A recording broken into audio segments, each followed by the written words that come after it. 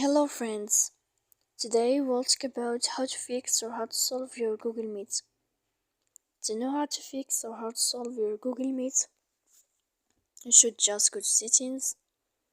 Here we click apps, default apps, app settings. Then we will click on the app of Google Meet. Here we click first stop and we click OK. After that we'll enter to storage. Then we click clear cache. We go to Play Store.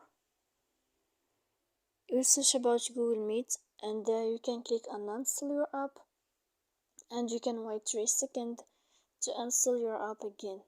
So please don't forget to support us by like and subscribe. See you next time in another video and thank you for watching.